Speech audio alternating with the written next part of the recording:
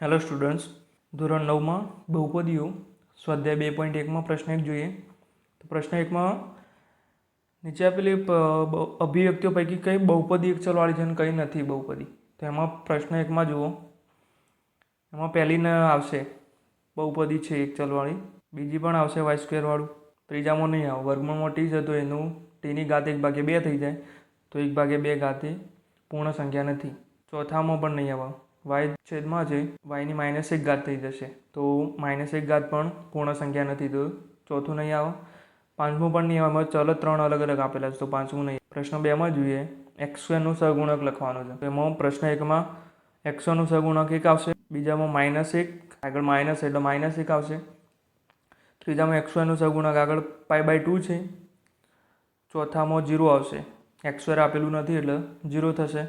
ત્રીજામાં જોઈએ તો એમાં 35 ઘાતાંકવાળી દ્વિપદીનું કોઈ પણ એક ઉદાહરણ આપવાનું છે અને 100 ઘાતાંકવાળી એકપદી. તો આપણે કોઈ પણ લખી શકીએ છીએ દ્વિપદીનું ઉદાહરણ. 3x ની 35 ઘાત +2 થશે. બીજામાં જોઈએ તો એક ઉદાહરણ લખવાનું છે 100 ઘાતાંકવાળી એકપદીનું, તો x ની 100 ઘાત થશે. પ્રશ્ન 4માં જોઈએ તો નીચે આપેલી બહુપદીની ઘાત જણાવવાની છે. તો પ્રશ્ન 4માં ઘાત જોઈ લઈએ. જે મોટી ઘાત હોય એ જ આપણે લખવાની છે. તો પહેલામાં સૌથી મોટી ઘાત 3 છે, તો 3 ઘાત થશે. બીજામાં સૌથી મોટી 2 ઘાત છે, ત્રીજામાં 1 ઘાત આવશે, ચોથામાં 0 ઘાત થશે. પાંચમા ક્વેશ્ચનમાં આપેલું છે કઈ સુરેખ દ્વિઘાતમાં બહુપદીમાં વર્ગીકરણ કરવાનું છે. પહેલામાં સૌથી મોટી ઘાત છે 2, તો દ્વિઘાત થશે.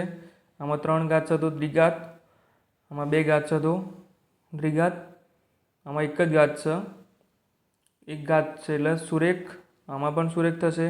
2 ઘાત તો દ્વિઘાત, 3 ઘાત તો દ્વિઘાત.